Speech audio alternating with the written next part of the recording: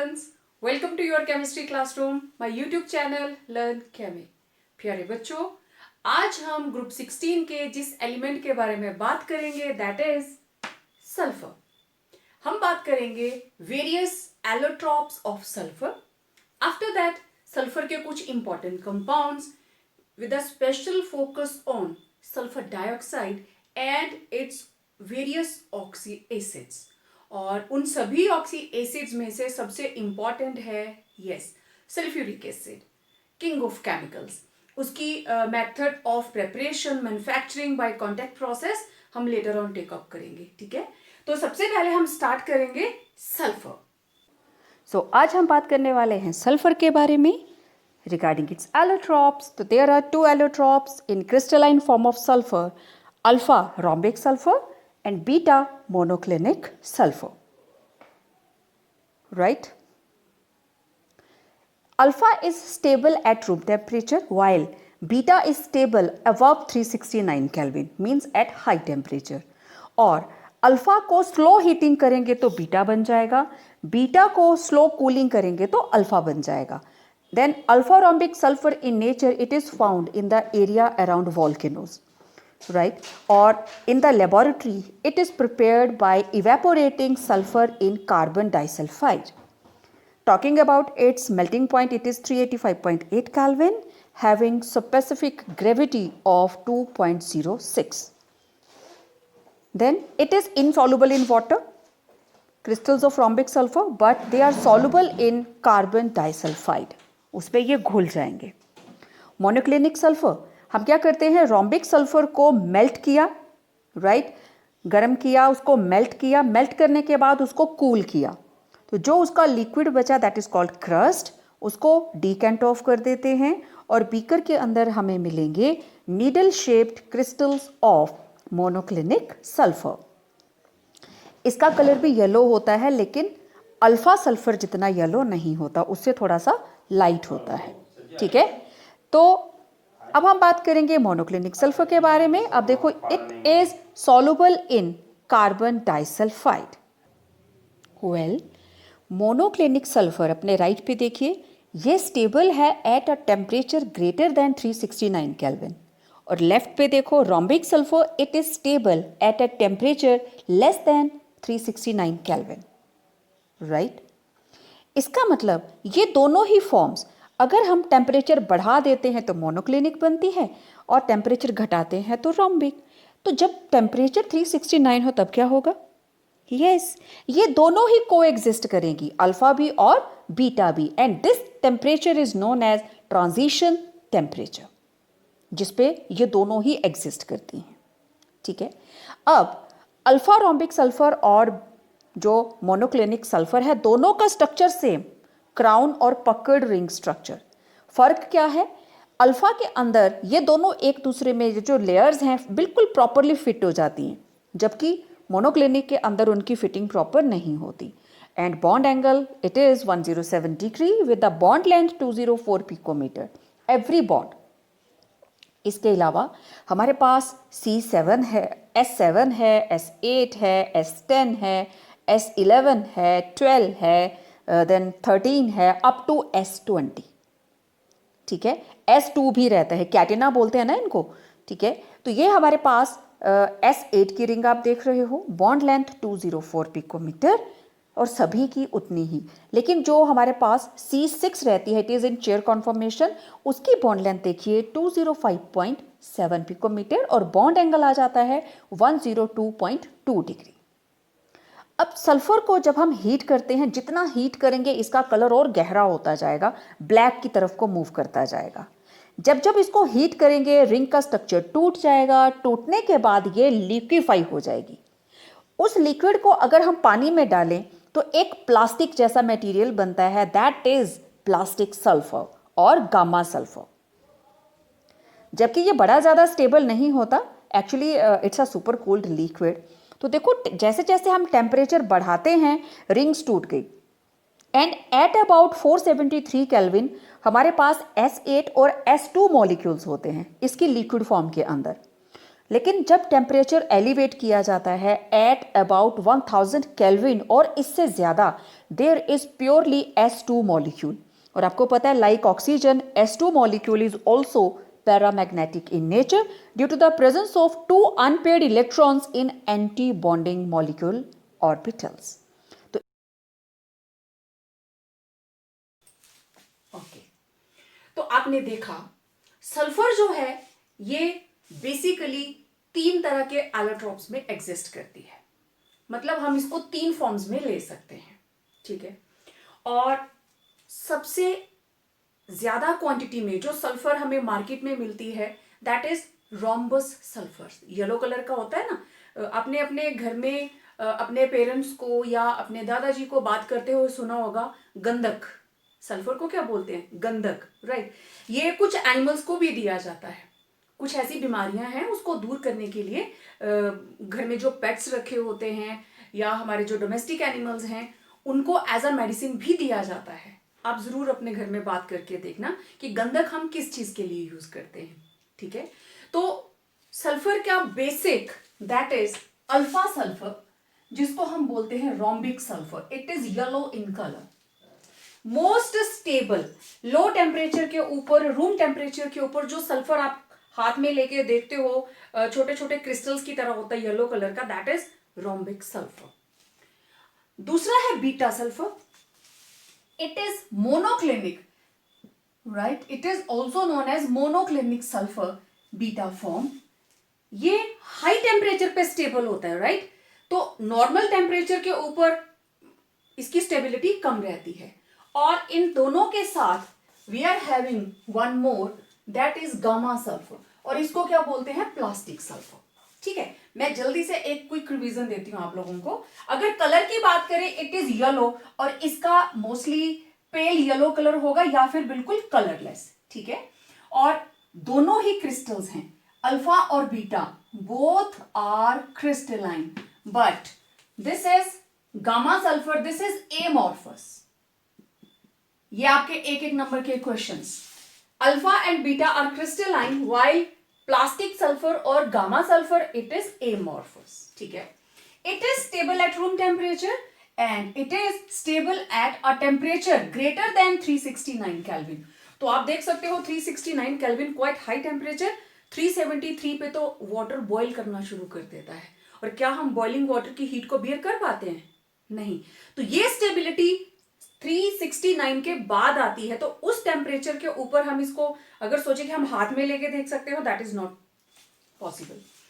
Okay, अब इसकी density 2.07, इसकी डेंसिटी 1.968, तो साफ दिखाई दे रहा है density of alpha is greater than density of beta sulphur. Okay, इसका मेल्टिंग पॉइंट अल्फा का 385.8 केल्विन, और इसका उससे ज्यादा है क्योंकि हाई टेम्परेचर पे स्टेबल रहती है, 393 केल्विन मेल्टिंग पॉइंट। जब ये क्रिस्टलाइन फॉर्म में है तो जस्ट जब ये मेल्ट करना स्टार्ट करती है, फ्यूज करती है, that is called melting point.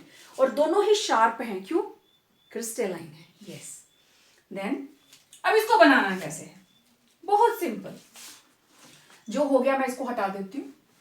अब अल्फा सल्फर और रोम्बिक सल्फर, इसको बनाने का तरीका it's very simple, by evaporating sulphur in CS2, क्योंकि it is insoluble in water and soluble in CS2। ये भी एक पॉइंट ऑफ डिफरेंस आ गया। अल्फा एंड बीटा दोनों ही वाटर में इनसॉल्युबल है but soluble in organic compounds like CS2, carbon disulphide. हमने क्या किया, एक कंटेनर लिया, इस कंटेनर के अंदर हमने डाला CS2, फिर हमने 1 स्पून में, ठीक है, सल्फर लिया और इसके अंदर ऐड कर दिया, इसको डिसॉल्व कर दिया। और आपको पता है क्रिस्टल्स बनाने का प्रोसेस क्या है, when we start it heating, इसको हीट किया, हीट करते करते CS2 सारे का सारा इवेपोरेट हो गया और हमारे पास क्रिस्टलाइन फॉर्म के अंदर रोम्बिक स्ट्रक्चर होगा। इसका मोनोक्लिनिक और रोम्बिक स्ट्रक्चर के बेस पे है ना, क्रिस्टल्स वाला स्ट्रक्चर आपने किए हैं सेकंड चैप्टर जो हमारा सॉलिड स्टेट है। तो इसको इवेपोरेट कर दिया और हमारे पास क्या आ जाएगी, रोम्बिक सल्फर और अल्फा सल्फर। ओके, बीटा कैसे बनाएंगे, नो प्रॉब्लम। हमने रोम्बिक सल्फर ली, एक और कंटेनर लिया, उसके अंदर हमने ऐड की rhombic sulphur, this is alpha sulphur और रोम्बिक सल्फर। ओके, इसको इतना हीट किया कि ये मेल्ट हो जाए, ठीक है, हीट टू मेल्ट, लिक्विड बन गया। फिर जैसे हम क्रिस्टल बनाने के लिए इसको कूल करते हैं, ठीक है, by melting rhombic sulphur and allowing to cool, उसको कूल किया तो मोनोक्लिनिक सल्फर के क्रिस्टल्स बन जाएंगे। आप इस प्रोसेस को देख चुके हो वीडियो के अंदर, इसलिए मैं ज्यादा स्ट्रेस नहीं दे रही हूं। तो इसके क्रिस्टल्स बन जाएंगे, और क्रिस्टल्स कैसे होते हैं, नीडल शेप्ड, बिल्कुल तीखे तीखे से क्रिस्टल्स, ठीक है। ये वाली जो सल्फर है नेचर के अंदर उस हर जगह पे मिलती है, यहाँ पे वॉल्केनिक इरप्शंस होती हैं, ज्वालामुखी फटते हैं, वहां पे सबसे ज्यादा क्वांटिटी में सल्फर मिलता है, ठीक है। अब इन दोनों की प्रॉपर्टीज हो गई। अब जरा प्लास्टिक सल्फर को देखें, अल्फा या बीटा सल्फर को हीट किया और वो एक मोबाइल लिक्विड बन गया, यहां सिर्फ रोम्बस डाला था ना, अब इसी चीज को हमने क्या किया, अल्फा एंड बीटा दोनों को हीट किया, लिक्विड बन गया, और इस लिक्विड को ट्रांसफर कर दिया हमने वाटर के अंदर, इसको मोल्टन फॉर्म में लिया, फिर इसको इसमें ऐड कर दिया, इसमें ऐड करते ही ये एक प्लास्टिक जैसा मटेरियल बन जाता है, which is having elastic properties, right. अब it is forming alpha and beta, both can be converted into, और both are converted into plastic sulphur, क्योंकि हाई टेम्परेचर के ऊपर ये मेल्ट करेंगे दोनों। अब देखिए, plastic type material is formed, that is known as plastic sulphur, और इसका कलर जितना टेम्परेचर बढ़ता जाएगा होगा तो येलोइश टाइप में ही, जितना टेम्परेचर बढ़ाते जाएंगे टेम्परेचर जो भी कलर है येलो से और डार्क होता जाएगा, ठीक है। Actually this is a super cooled liquid, आपको पता है plastics are what, super cooled liquids, और होता क्या है, इसको हम एकदम से ठंडा करते हैं below it's freezing point. Freezing point से पहले, मान लो वो फ्रीज करता है let it be 0 degree Celsius पे, तो हमने उसको पहले ही कर लिया, 4 डिग्री पे कर लिया, 10 डिग्री पे कर लिया, 0 पे नहीं आने दिया, 0 पे आके तो वो फ्रीज कर जाएगा और क्रिस्टल बना देगा, तो उसको पहले ही हमने कूल कर लिया, तो उसको टाइम ही नहीं मिलता क्रिस्टल फॉर्म में सेट होने का, तो it forms amorphous form which is insoluble in CH2। ये दोनों ही CH2 में सॉल्युबल हैं, but this is insoluble in CH2, clear. Okay, now next मेरे पास है इनका structure.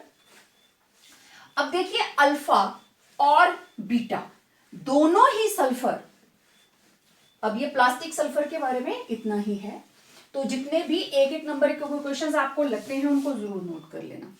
Now talking about its structure, alpha and beta दोनों ही they are having S8 structure, right.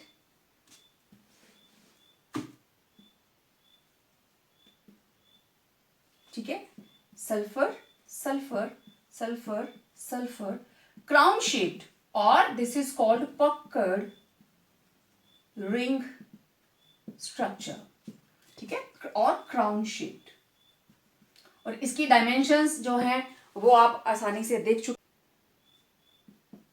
And every bond length is 202 picometer, right. तो इस तरीके से दोनों में ही यही स्ट्रक्चर रहता है।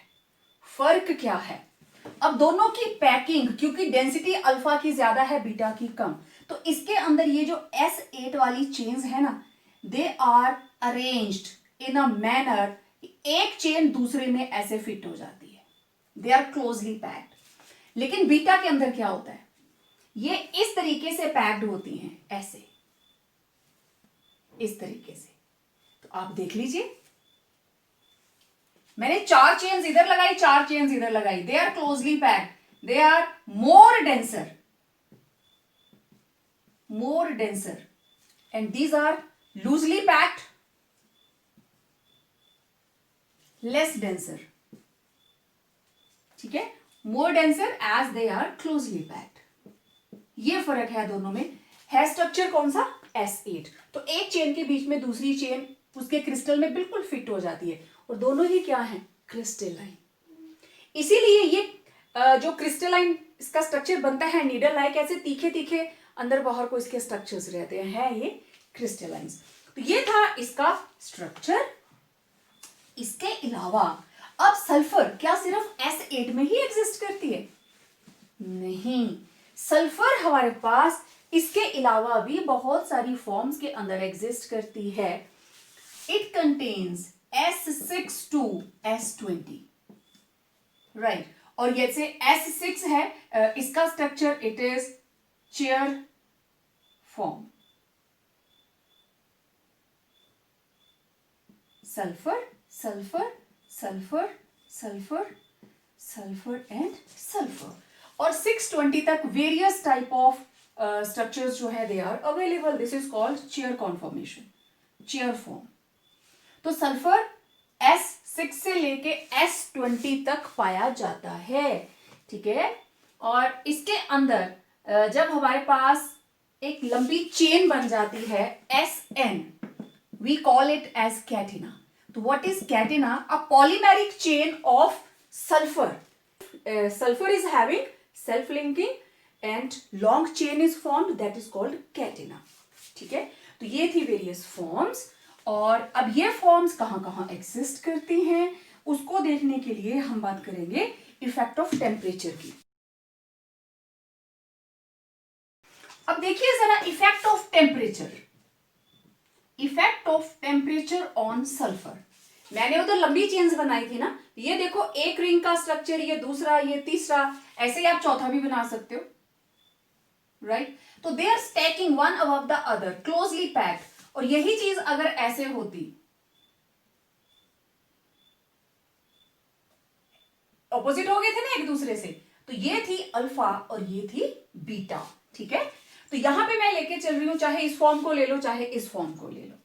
तो शुरू में ये दोनों ही, टेम्परेचर इज 388 केल्विन, ठीक है, ये दोनों ही एक दूसरे के ऊपर स्टैक्ड हैं। 388 केल्विन के ऊपर ये जो स्टैकिंग है टूट गई, ये अलग अलग हो गई। हमने इसको और ज्यादा हीट किया, ठीक है, और ये चेन्स खुल गई। अब जो S8 था यहां तक ये S8 ही है, उधर भी S8 है, लेकिन ये जो साइक्लिक स्ट्रक्चर था ना वो टूट गया और वो लीनियर चेन बन गई, ठीक है। टेम्परेचर ग्रेटर देन 388 केल्विन, ये अब बन गया open chain. This is now open chain, लेकिन ये चेन्स सारी एंटेंगल्ड हैं, एक दूसरे के बीच में फंसी हुई हैं। हमने टेम्परेचर और बढ़ाया and about 473 kelvin temperature, liquid जो है नाउ, जब ये चेन्स खुल गई it forms liquid, it is in molten state now. और जैसे ही टेम्परेचर और बढ़ता है इट स्टार्ट्स बॉइलिंग। और ये जो टेम्परेचर है 473 केल्विन, इस टेम्परेचर के ऊपर it is in molten state and this liquid is boiling, it is boiling liquid.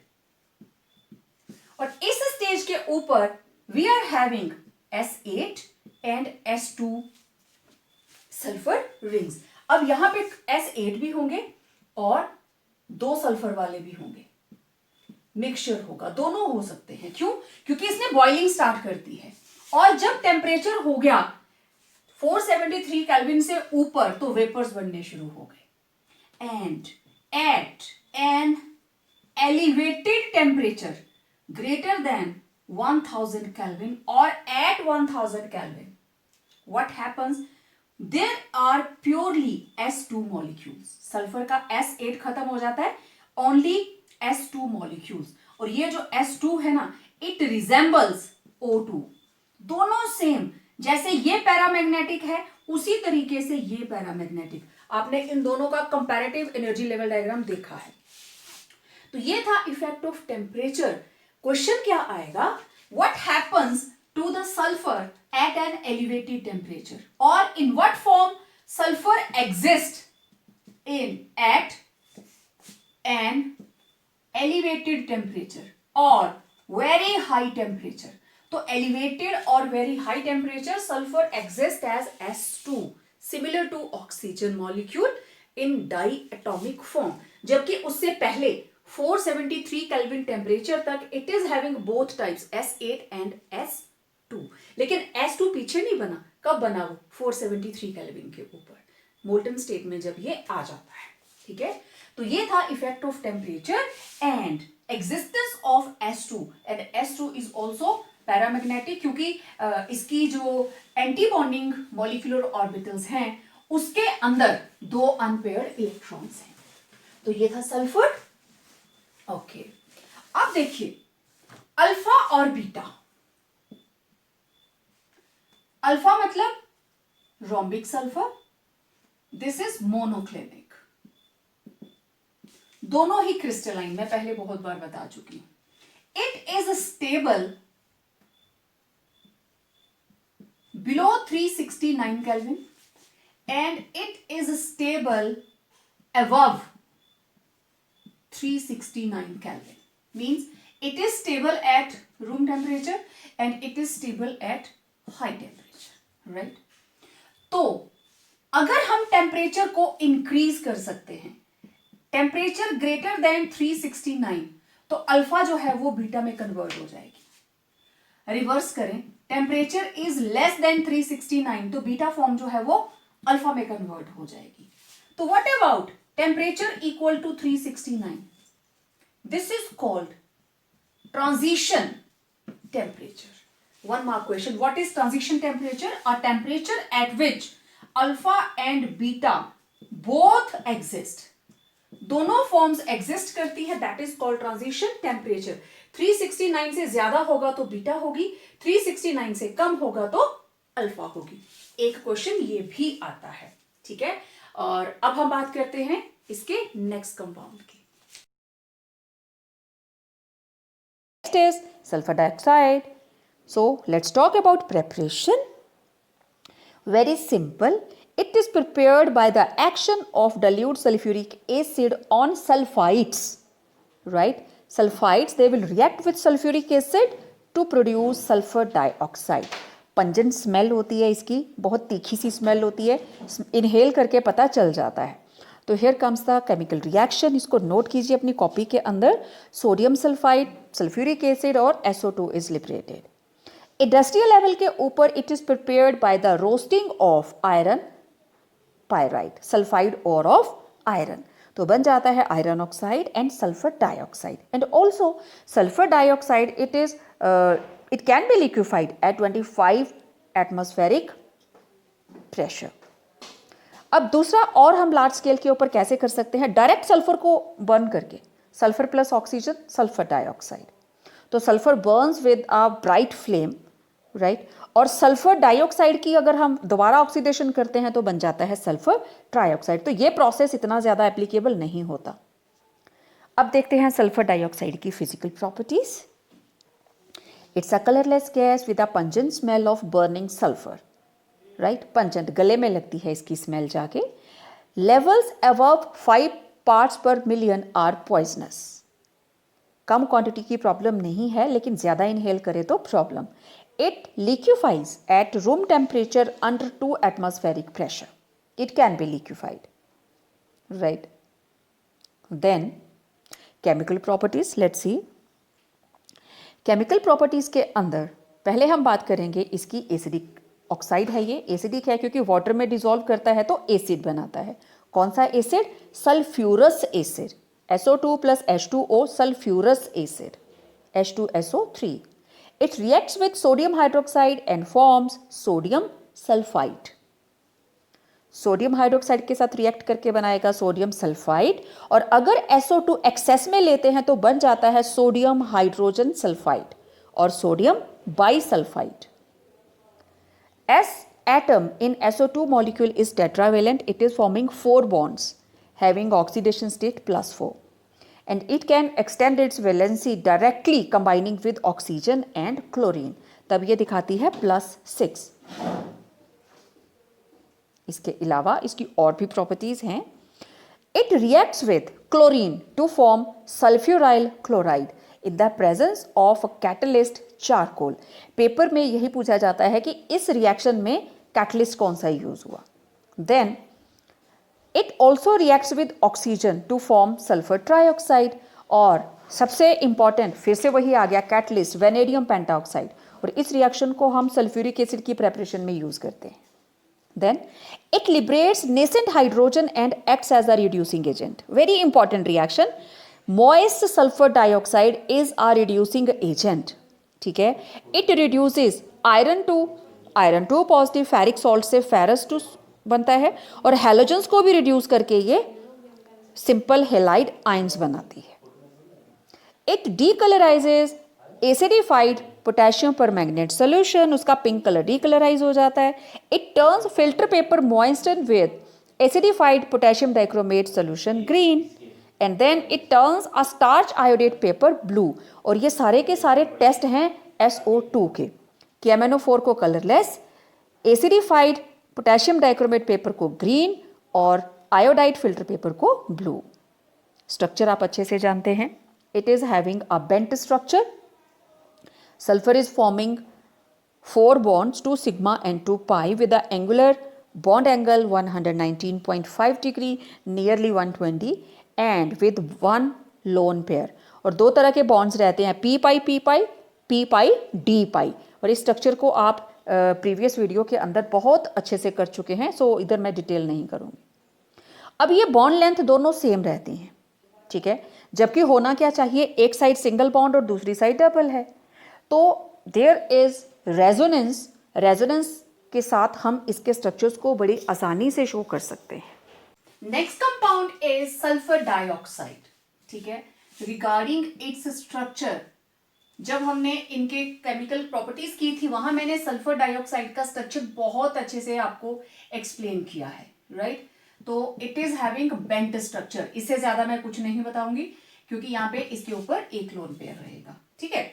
सो अब इसका प्रेपरेशन, सल्फर डाइऑक्साइड की प्रेपरेशन. ओके, देखिए दो तरह के हमारे पास प्रोसेसेस है, एक है लेबोरेटरी और दूसरा है कमर्शियल लेवल के ऊपर. ठीक है, लैब के अंदर it is prepared from sulphides, right.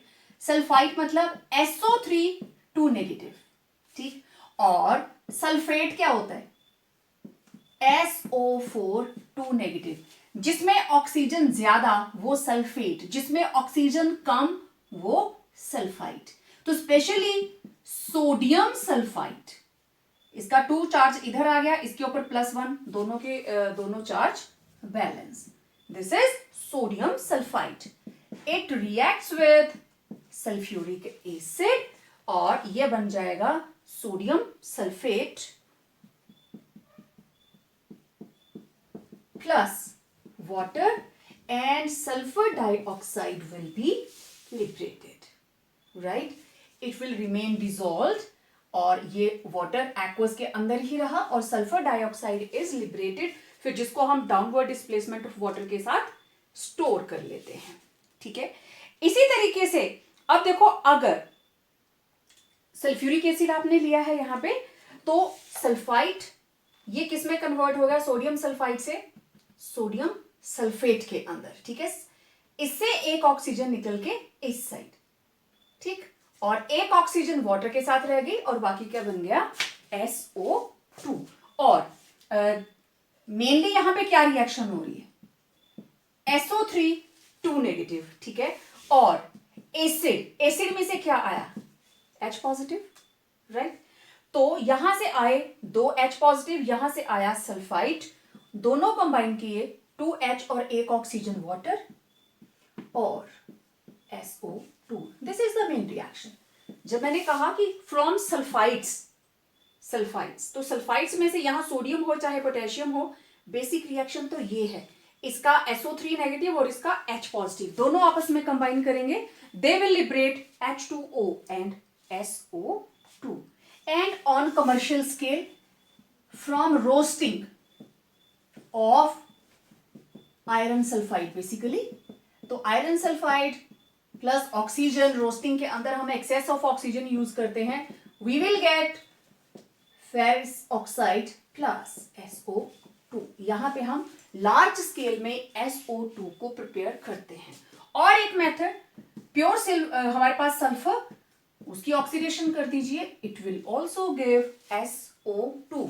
और वॉल्केनिक इरप्शन के अंदर जो गैसेस रिलीज होती हैं उनके अंदर SO2 काफी क्वांटिटी में होता है। तो ये था इसका मेथड ऑफ प्रेपरेशन। ठीक है, आपने वीडियो के अंदर भी देखा। मैं इनके मेन क्वेश्चंस अभी टेकअप करूंगी, ठीक है, जो पेपरों में पूछे गए हैं। अब इसकी एसिडिक नेचर आपको पता है, SO2 जब वाटर के अंदर डिसॉल्व होगा it will form H2SO3। This is sulphurous acid. और H2SO4 ऑक्सीजन एक्स्ट्रा आ गई, it is sulphuric. Us means low oxidation state, high means इक मीन्स हाई ऑक्सीडेशन स्टेट। ठीक है, तो sulphurous acid, that is why it is acidic in nature, क्योंकि non metal का oxide है तो it is acidic in nature and it is highly soluble in water. Water में dissolve करके क्या बनाता है ये acidic solution, that is sulphurous acid. Then it liquefies, ये जो H2 सल्फर डाइऑक्साइड गैस है SO2, it liquefies at 2 atmospheric pressure. आप इसके ऊपर लगने वाला प्रेशर एटमॉस्फेरिक प्रेशर से डबल कर दीजिए, इट विल गेट लिक्विफाई। कि ये गैस जार और ये पिस्टन है, आप प्रेशर को बढ़ा दीजिए, यहां तक आते आते जो भी SO2 के मॉलिक्यूल्स हैं दे विल बी लिक्विफाइड। और इसका boiling point very low 263 kelvin. 273 kelvin पे आइस होती है तो ये 263 पे बॉइल शुरू हो जाता है। ठीक है, then it reacts with bases like sodium hydroxide and potassium hydroxide. क्योंकि SO2 is acidic, right, it reacts with sodium hydroxide और पोटेशियम हाइड्रोक्साइड और इसके साथ रिएक्ट करके बनाएगा क्या, सल्फाइड, सल्फाइड्स बनेंगे। ठीक है, अब क्वेश्चन क्या है, यही क्वेश्चन है, कंप्लीट द इक्वेशन और how SO2 reacts with sodium hydroxide. Question किसी भी तरीके से आ जाए। अब आपका प्रोडक्ट क्या रहेगा, देखो ये रहा एसिड प्लस बेस, क्या बनेगा, सॉल्ट एंड वाटर। अब सोडियम के साथ इसका जो भी हमारे पास सॉल्ट बनेगा that will be Na2SO3, 2 sodium लगेंगे, Na2SO, एक ऑक्सीजन इधर से, तो बाकी क्या बचा, H2O। देख लीजिए, इट इज बैलेंस्ड। अब SO2 sodium hydroxide, acid base, salt and water. Okay, question, what happens when SO2 is passed in excess through aqueous sodium hydroxide? Sodium hydroxide के साथ SO2 मिलता है तो सल्फाइड बना दिया, लेकिन अगर हम SO2 एक्सेस में यूज कर रहे हैं व्हाट विल हैपन, तो ये रहा SO2 इन एक्सेस प्लस, अब ये रिएक्ट किसके साथ कर रहा है, NO2, ये बन गया ना पहले, Na2SO3, ये एक्सेस में आ गया, तो they will form sodium hydrogen sulphide.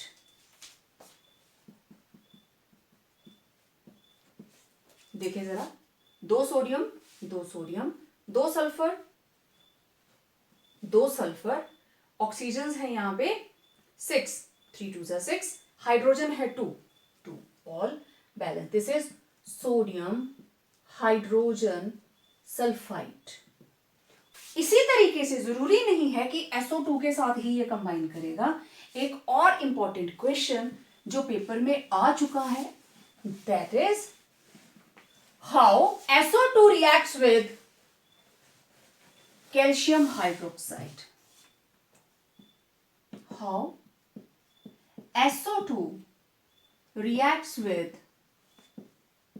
lime water, calcium hydroxide, और ऐसे भी आ सकता है, this is calcium hydroxide plus SO2, complete the reaction।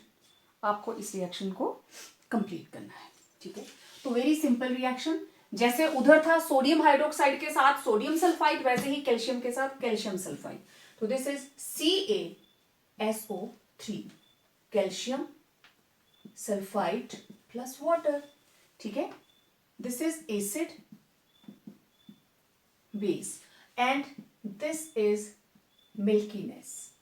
जब ये बनता है कैल्शियम सल्फाइड तो इट इज हैविंग मिल्कीनेस. और same when SO2 is in excess, milkiness of CaSO3 disappears. Why? This is one more question. जब SO2 हम access में लेंगे तो इसकी मिल्कीनेस खत्म हो जाती है. चलिए देखें कैसे.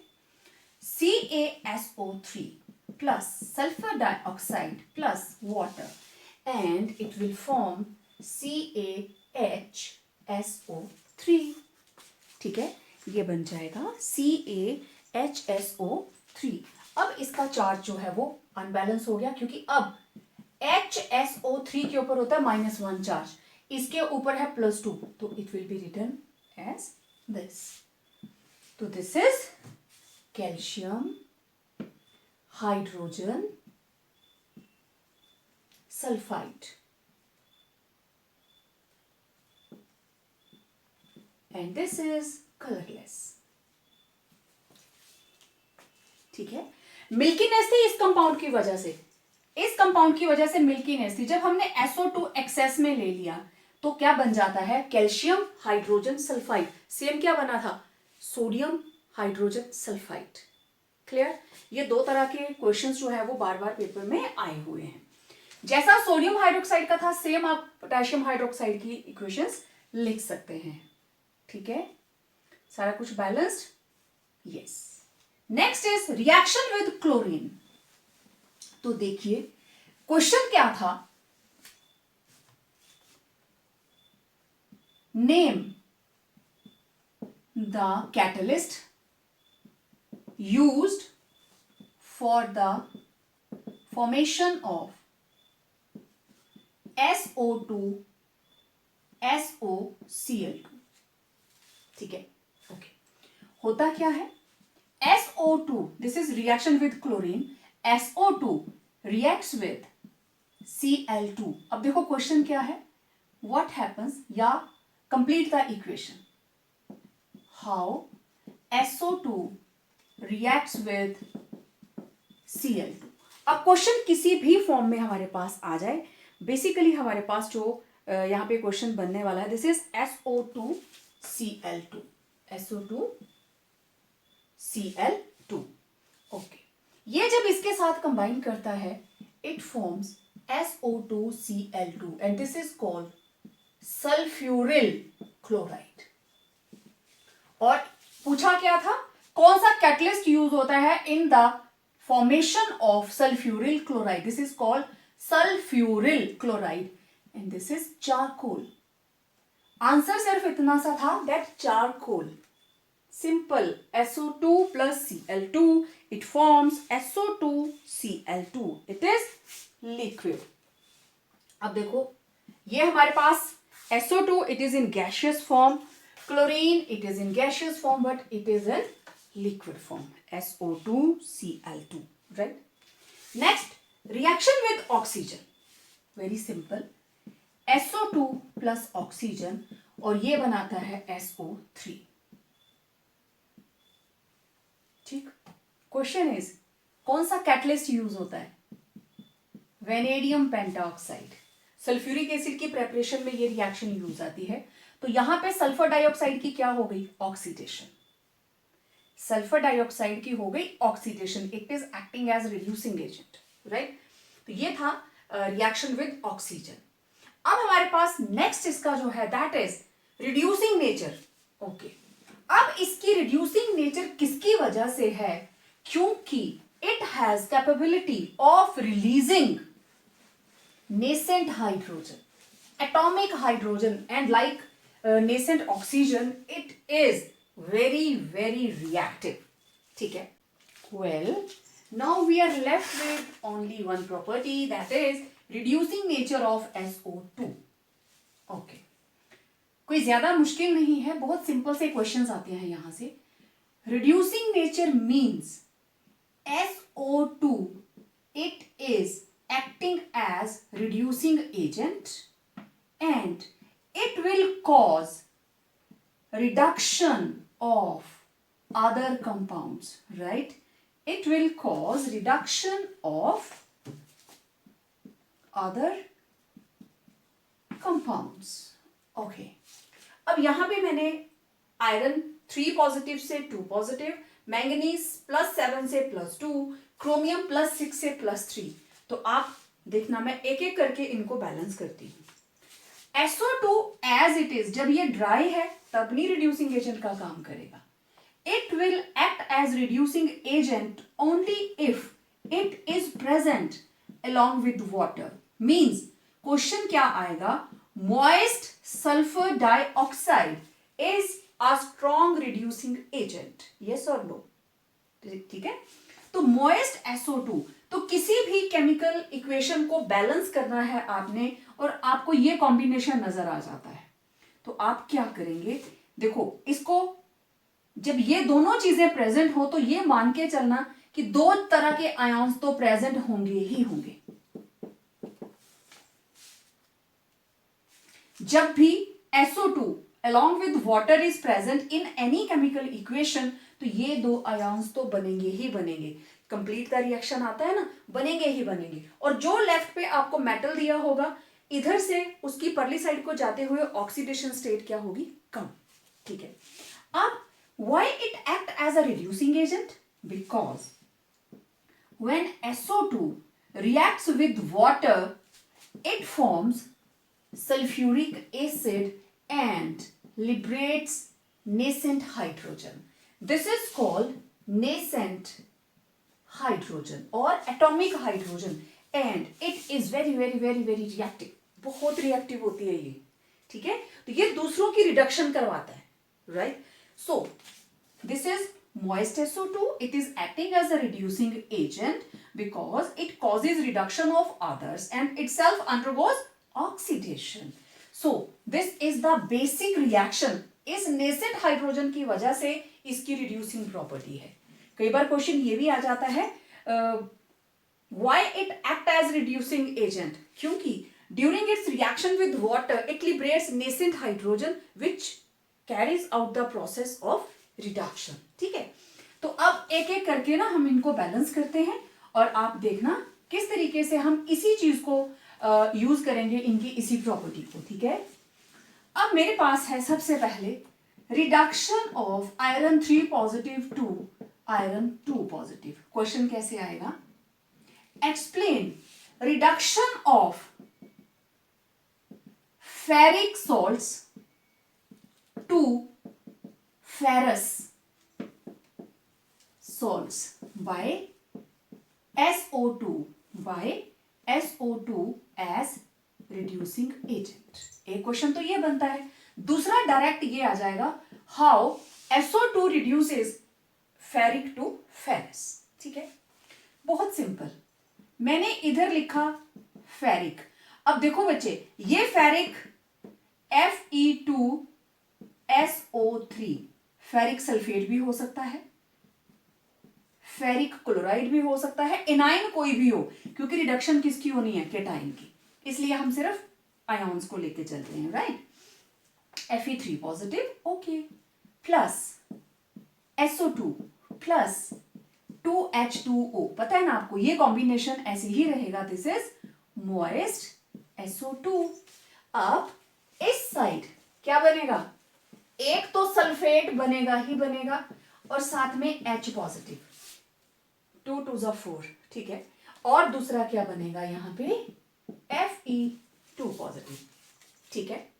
अब ध्यान से देखना, मुझे इसको बैलेंस करना है. मैं डायरेक्ट भी कर सकती हूं, लेकिन आपने +1 के अंदर पूरा लेसन आप लोग करते हो बैलेंसिंग ऑफ केमिकल इक्वेशंस की, तो यहाँ पे हम ऑक्सीडेशन नंबर से इसको बैलेंस करने वाले हैं. Fe3 पॉजिटिव से बना Fe2 पॉजिटिव. ठीक है. तो here it is decrease in oxidation number by 1. यहां पे सल्फर है +4 और यहां पे सल्फर है +6, तो देखिए increase in oxidation number by 2। Next step में हम क्या करते थे, डिक्रीज को इंक्रीज, इंक्रीज को डिक्रीज से multiply. Okay, rewriting the equation, it is Fe3 positive, SO2 plus 2H2O, Fe2 positive, SO4 2 negative plus H positive. ठीक है, इसके आगे लग गया 2, इधर 2 है तो इधर भी 2 लग गया। Okay, sulphur 1, sulphur 1। Next oxygen 2 और 2 4, ऑक्सीजन 4। नाउ लास्ट में हम हाइड्रोजन को बैलेंस करेंगे, 2 2 ज़ा 4, तो यहां क्या लग गया 4। Too simple, it is quite simple, balance हो गया। तो this moist sulfur dioxide carried out reduction of Fe3 positive to Fe2 positive, means यहां पे क्या हुई है रिडक्शन, यहां पे क्या हुई है ऑक्सीडेशन। सल्फर की हो गई ऑक्सीडेशन और आयरन की हो गई रिडक्शन। बहुत मुश्किल था ना, बहुत आसान था, मुझे पता है। ठीक है, अब नेक्स्ट की बात करते हैं। ठीक, इसी सिस्टम से हम उसको करेंगे, स्क्रीनशॉट ले लीजिए, नोट कर लीजिए। Okay, next is manganese +7 to manganese +2। Well, question again उसी फॉर्म में आएगा, how it carries reduction from manganese +7 to manganese +2। ठीक है, ओके, अब फिर से इसकी रिड्यूसिंग प्रॉपर्टी हम यूज करने वाले हैं। ओके, नाउ मैंगनीज +7 किस में आएगा, यस, पर मैंगनेट आयन के अंदर। दिस इज KMnO4, पोटेशियम पर मैंगनेट। KMnO4 था, मैंने K पॉजिटिव हटा दिया। ठीक है, now it is manganate ion plus SO2 plus H2O, और हम H2O कितने लेते हैं 2, इसको इसी कॉम्बिनेशन में लेना। Next what will form manganese 2 positive, और साथ में ये तो बनेंगे ही बनेंगे।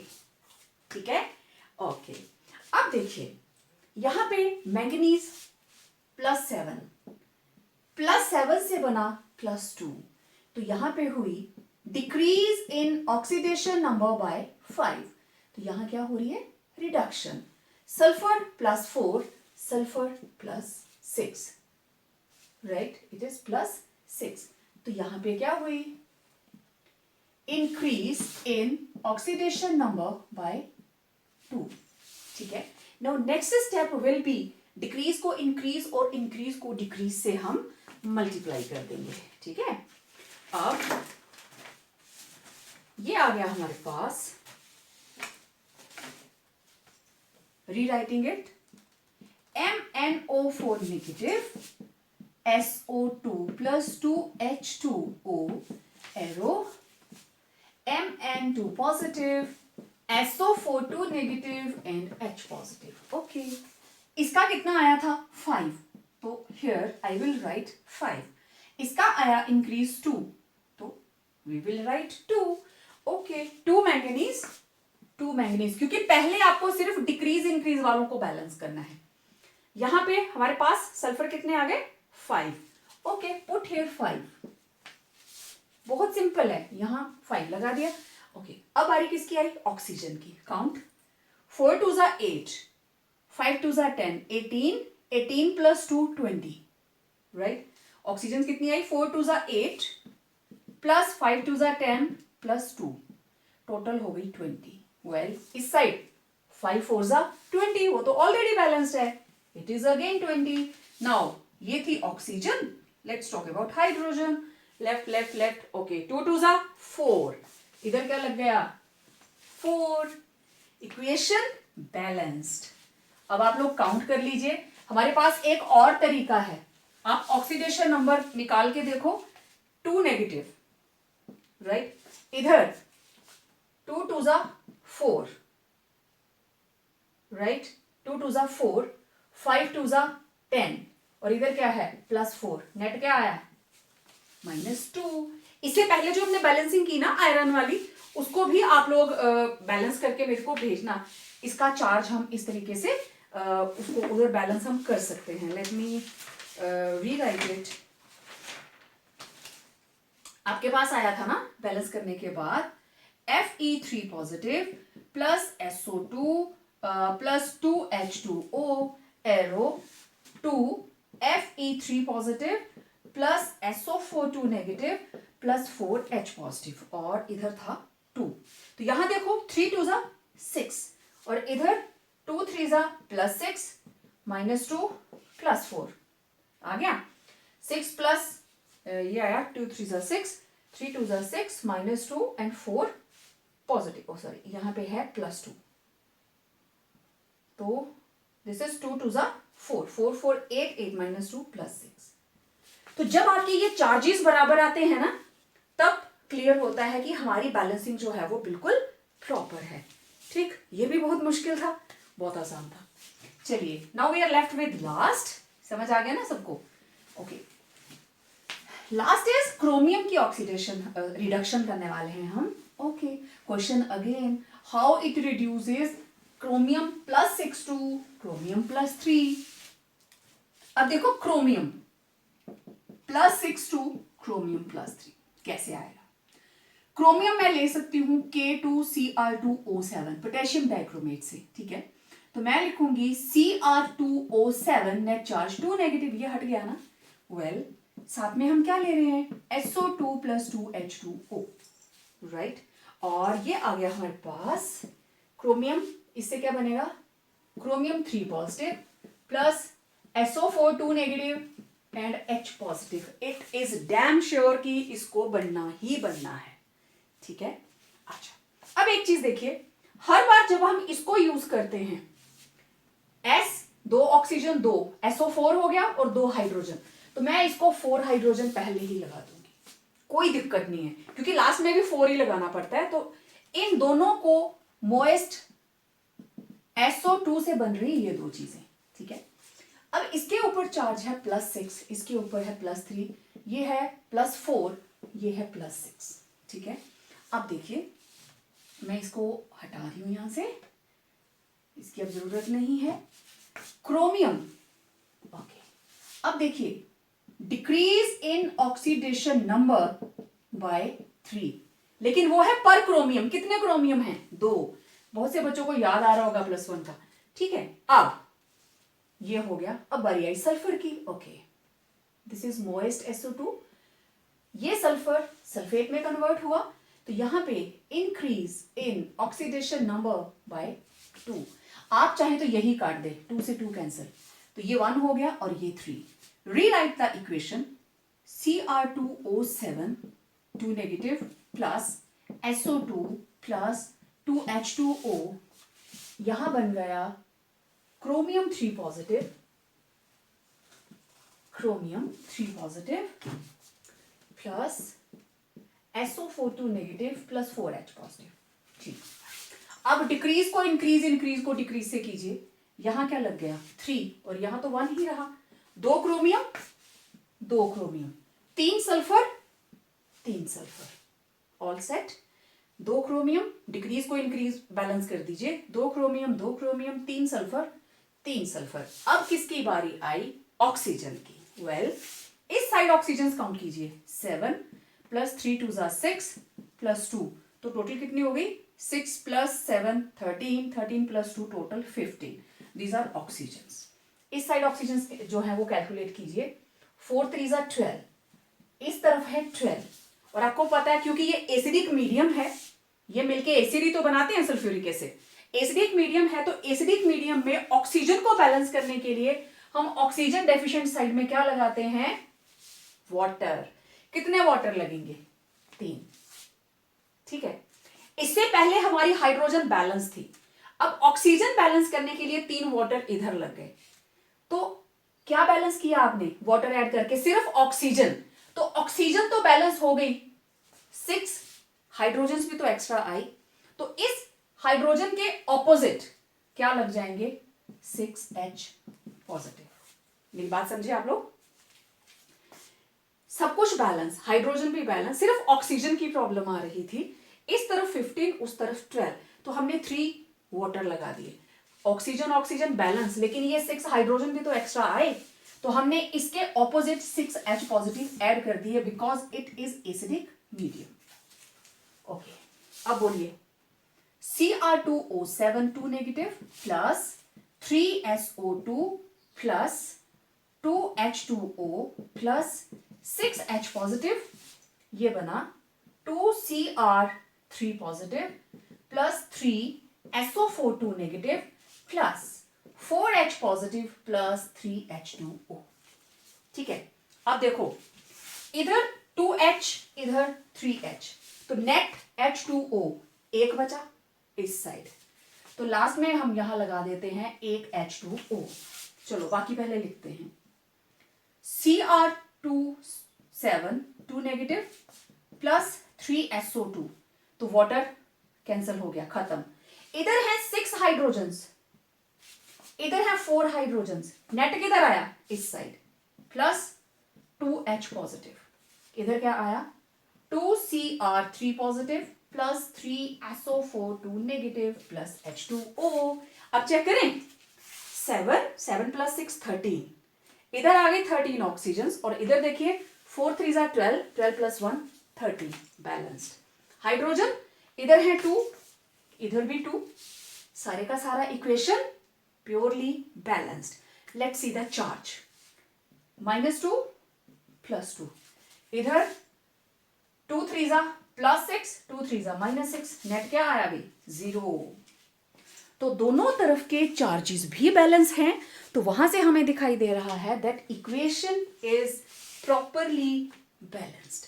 तो इस तरीके से हम चाहे आयरन को रिडक्शन करें, चाहे मैंगनीज की रिडक्शन करें, चाहे क्रोमियम की, किसी भी कंपाउंड की आपके पास रिडक्शन आ जाती है, तो आंखें बंद करके ये दो कंपोनेंट तो आप एज इट इज ही लिख देंगे, sulphate 2 negative and 4H positive. बाकी आप अपने हिसाब से बैलेंस कर सकते हैं, इट इज डैम इजी। तो ये थी various properties of sulphur dioxide. ठीक है, इन प्रॉपर्टीज को ज्यादा रट्टा मारने की जरूरत नहीं है, लेकिन हाँ एक नॉलेज माइंड में रहनी चाहिए कि जब सल्फर डाइऑक्साइड क्लोरीन से रिएक्ट करती है तो सल्फ्यूराइल क्लोराइड बनाती है। 2-4 रिएक्शंस है जिनको आप अच्छे से लर्न कर सकते हैं। ठीक है, next is bleaching agent, SO2 as a bleaching agent. Reaction वही, this is moist SO2, it will form H2SO4 plus hydrogen. ठीक है, this is nascent hydrogen and this nascent hydrogen is taken up by coloured matter, इसकी हो गई oxidation और it will form colorless matter, means it is bleached। although ये process इतना ज्यादा stable नहीं होता, जैसे ही ये सनलाइट को एक्सपोज होता है वापस कलर्ड कंपाउंड बना लेता है। ठीक है, तो sulphur dioxide it also act as bleaching agent, लेकिन कौन सा इसके अंदर एलिमेंट है जो एज अ ब्लीचिंग एजेंट काम करता है, जो इसकी ऑक्सीडेशन करवाता है, दैट इज हाइड्रोजन। ठीक है, पहले उसमें क्या था, ओजोन के अंदर क्या था ब्लीचिंग एजेंट, कौन था, ऑक्सीजन, नेसेंट ऑक्सीजन, और यहां पे क्या है, नेसेंट हाइड्रोजन। ठीक है, तो जिस वक्त भी जो भी केमिकल इक्वेशन आपको बैलेंस करने के लिए आती है, अगर आपको SO2 के साथ वाटर लिखा हुआ नजर आता है, ठीक, तो एक सिंपल सी बात है कि अगर हमारे पास कोई इधर कंपाउंड होगा तो अल्टीमेटली वो उसके सल्फेट में कन्वर्ट होगा। ठीक है, that will be converted into its sulphate. तो ये जब आपस में जुड़ते हैं they form H2SO4 with the liberation of nascent hydrogen. तो जिसके भी साथ ये कंबाइन करेगा अल्टीमेटली तो इसने क्या बनाना है, सल्फेट। लेकिन आप इसको आयनिक फॉर्म के अंदर कन्वर्ट कीजिए, आपको ये दो चीजें हैं जो बनेंगी ही बनेगी, क्योंकि H2SO4 अल्टीमेटली किस में टूटने वाला है, सल्फेट और H पॉजिटिव में। तो ये चीज बनेगी ही बनेगी। ठीक है, और हाइड्रोजन को बैलेंस करने के लिए फिर जो भी आपके पास हो, तो कोई भी इक्वेशन है, अगर इधर Fe3 है तो इक्वेशन के दूसरे पार Fe2 बनेगा। अगर इक्वेशन के इस और मैंगनीज +7 है तो दूसरी और मैंगनीज 2 पॉजिटिव बनेगा। अगर इस और क्रोमियम 6 में है तो इस और क्रोमियम 3 में बनेगा। तो ये दोनों ही तीनों ही रिएक्शंस इसके साथ की जा सकती हैं। ठीक है, तो ये थे वेरियस क्वेश्चंस जो एग्जाम के अंदर पूछे जाते हैं, किस तरीके से इसकी ऑक्सीडाइजिंग या रिड्यूसिंग प्रॉपर्टी है। And sulphur dioxide, one more question, sulphur dioxide can act as oxidising as well as reducing agent, right? reducing agent, oxidizing कैसे? SO2 इसके अंदर oxidation state +4, it can form +6 oxidation state, right?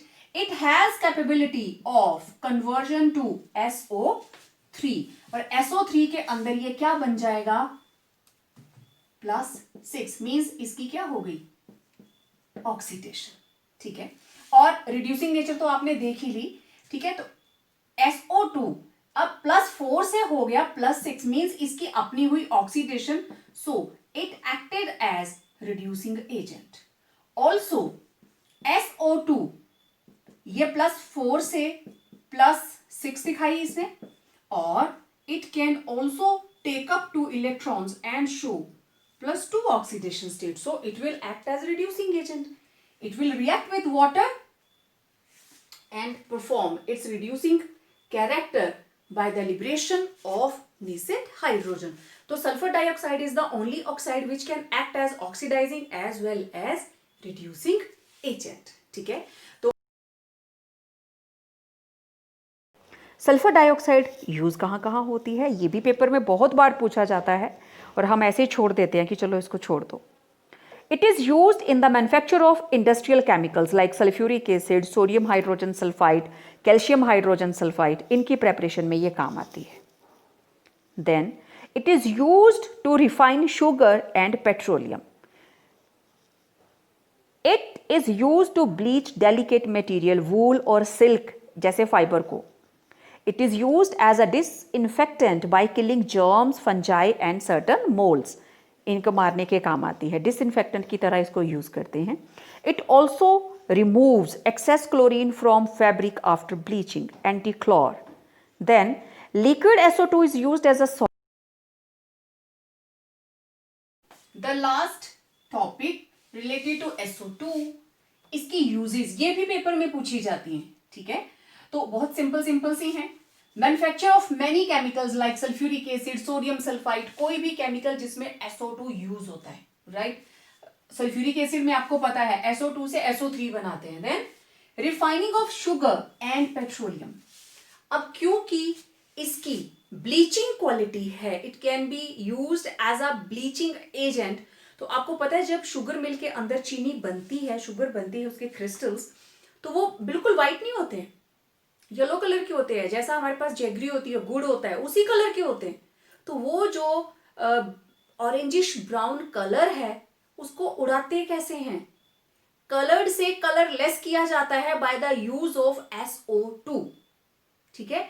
बहुत सी sugar factories ऐसी हैं, sugar mills ऐसी हैं जो animal charcoal use करती हैं। That was old process, but मैनियर जो अच्छी वाली कंपनीज हैं, शुगर मिल्स हैं, they are using sulphur dioxide, कि जहां से वो फिर मटेरियल जाता है कलर, उसके बीच में जगह जगह पे सल्फर डाइऑक्साइड जो है, सल्फर को बर्न करते हैं, pure sulphur is burned and SO2 is prepared, और वो थोड़ी थोड़ी देर के बाद हॉट एयर ब्लोज भेजे जाते हैं अंदर and they act as a bleaching agent. और आपने देखा शुगर जो है वो कितनी ज्यादा व्हाइट होती है, तो इस तरीके से उसकी रिफाइनिंग के लिए यूज करते हैं। Similarly with petroleum, then it is used for the bleaching of delicate items like silk, wool etcetera. Then it is used as a disinfectant and germicide, क्योंकि इसकी टेंडेंसी है to act as oxidising agent, ये दूसरों की oxidation भी करवाता है। Anti chlor means chlorine के एंटी, तो जितनी भी एक्स्ट्रा क्लोरीन होती है किसी ब्लीच्ड आर्टिकल के अंदर, ये उसको रिमूव करने में हेल्प करता है। Liquid SO2 is used as a solvent, effective solvent, very good solvent. And SO2 it is also used as a preservative, it is also used as a refrigerant, because ये जितनी आसानी से liquefy होता है उतनी ही आसानी से इसको हम वापस इवेपोरेट भी कर देते हैं। तो ये थी यूजेस ऑफ SO2। आज के लेक्चर में इतना ही। मिलते हैं एक नए वीडियो के साथ और बात करेंगे सल्फर के और compounds, I mean oxo acids and preparation of sulphuric acid, right? So till then आप इस वीडियो को देखें, इसको लाइक करें, अपने फ्रेंड्स के साथ शेयर करें, चैनल को सब्सक्राइब जरूर करें. So stay tune for the upcoming video. Till then stay home, stay safe.